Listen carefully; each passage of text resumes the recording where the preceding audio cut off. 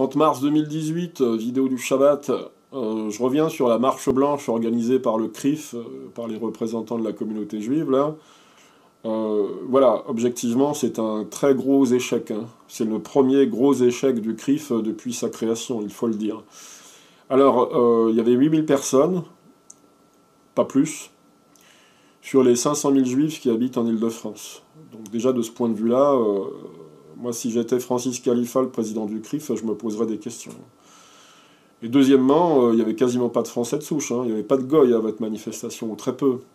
Si, il y avait les hommes politiques, avec leur garde du corps, parce qu'ils ont un intérêt direct à se présenter à vos rassemblements et à vos dîners. Mais le petit Français de souche, manifestement, il a compris que c'était une escroquerie, votre histoire. C'est pas parce que la victime, Mireille Knoll, une vieille dame de 85 ans, était juive, qu'on doit tous se souder autour de votre communauté, hein. Vous récoltez ce que vous avez semé, vous, les juifs, les représentants de la communauté juive. Je vous rappelle quand même qu'il y a des centaines de meurtres chaque année en France. La plupart des victimes sont des Français de souche. Je vous rappelle aussi qu'il y a eu des centaines de meurtres racistes en France ces dernières décennies.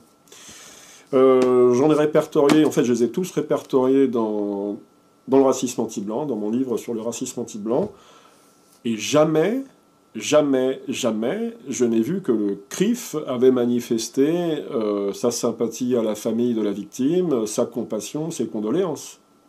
J'ai jamais vu ça. Donc, d'un côté, vous vous foutez complètement de ce qui peut arriver aux Français de souche, et de l'autre côté, quand il y a une juive, une vieille dame juive qui est assassinée, vous nous demandez d'être solidaire de votre petite communauté.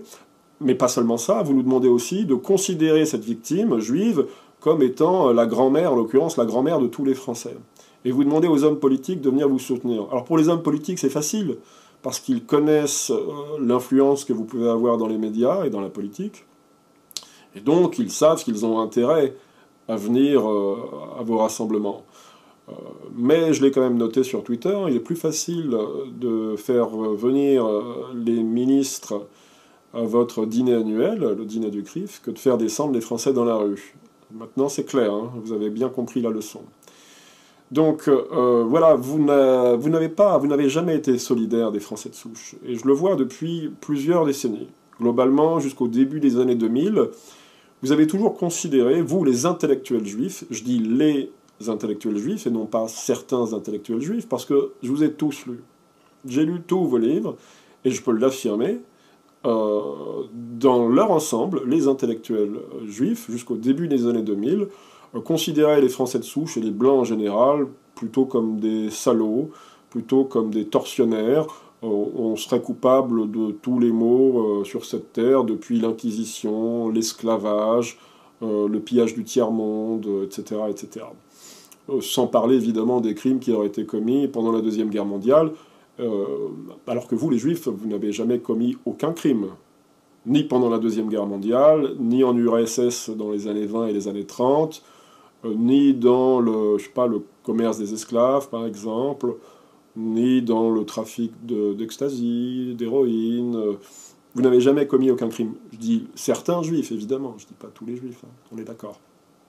Mais par contre, vous avez considéré, vous, les intellectuels juifs, tous les Blancs comme étant potentiellement criminels. Voilà. C'est seulement depuis le début des années 2000, depuis que vous avez compris avec la deuxième intifada palestinienne, en septembre 2000, qu'il y avait des musulmans en France qui n'avaient pas beaucoup de sympathie pour vous, que c'est seulement là que certains intellectuels juifs, disons, se sont un peu retournés et ont considéré qu'il fallait arrêter d'encourager, de promouvoir l'immigration en France, et qu'il fallait essayer de consolider cette société multiculturelle en menant une politique un peu plus dure, non seulement en France, mais aussi sur le plan extérieur, en faisant la guerre à Saddam Hussein, en faisant la guerre à la Syrie de Bachar el-Assad, enfin en faisant la guerre à tout ce qui est antisioniste, on va dire. Et sur le plan intérieur, maintenant on trouve des gens comme Goldnadel, Finkielkraut, Elisabeth Lévy, c'est-à-dire la branche, disons, néo-droitière de la communauté juive, voilà, qui considère qu'il faut resserrer les boulons, défendre le français de souche, défendre l'identité française traditionnelle. C'est une manière pour vous d'essayer de nous séduire et de nous mettre de votre côté, puisque aujourd'hui c'est vous qui êtes En tout cas, c'est comme ça que vous vous considérez, c'est vous qui êtes les principales victimes de l'immigration. Ce qui ne correspond à aucune réalité, entre parenthèses. Je vous le dis, je vous le répète, il y a eu des centaines de Français de souche qui ont été tués par des Noirs et des Arabes, hors attentat, je ne parle pas des attentats, ces dernières décennies, sans que jamais vous manifestiez votre solidarité. Donc, vous n'êtes pas les principales victimes, mais il est dans votre nature d'apparaître comme victime.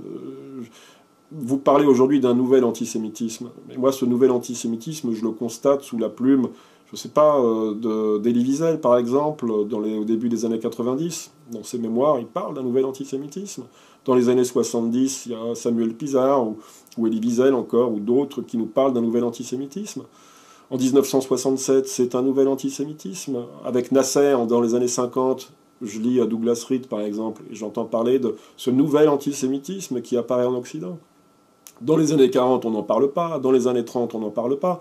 Mais même à la fin du 19e siècle, on voit qu'à Vienne, par exemple, les Juifs se plaignent de l'antisémitisme. Ça n'arrête pas. Je veux dire, le nouvel antisémitisme ressurgit tous les 10 ans depuis, 2500 ans. Voilà, ça fait partie, c'est un de vos défauts. Alors, est-ce que je parle de tous les Juifs? Est-ce que c'est tous les Juifs qui sont comme ça? Ou certains Juifs seulement? Ensuite, le débat, il est là. C'est ce que me demandait le président du tribunal au procès de Sora. Vous dites les Juifs. Tous les Juifs. Je dis, oui, les gens qui se sentent Juifs. Ensuite, il y a des Juifs qui ne se sentent pas très Juifs. Alors, je prends le cas de Zemmour. Je sais bien que c'est un petit peu particulier, mais dans les livres de Zemmour, je sens un réel amour de la France. Bon, maintenant, il est clair que Zemmour ne dénonce jamais l'influence de ses congénères dans les médias ou dans la politique française. Il n'est pas entièrement sorti du judaïsme. Mais on le voit que dans ses livres, il est en marge, il est en dissidence par rapport, disons, à la pensée juive traditionnelle. Voilà, donc vous récoltez ce que vous avez semé. Je parle des gens du CRIF, là. Vous n'avez jamais été solidaire des Français de souche, vous vous êtes comporté comme une communauté étrangère sur le sol national, et aujourd'hui, avec votre manifestation foireuse, là, pour cette pauvre Madame Knoll, eh bien, on vous a montré, nous, les Français de souche, qu'on en avait ras-le-bol de vos manigances, et de vos simagrées, et de votre manière de votre égocentrisme forcené, qui fait que vous vous considérez comme au centre de la politique française et au centre du monde en général. On en a marre. Voilà, là, je crois que le message a été assez clair. Vous l'avez reçu en pleine face.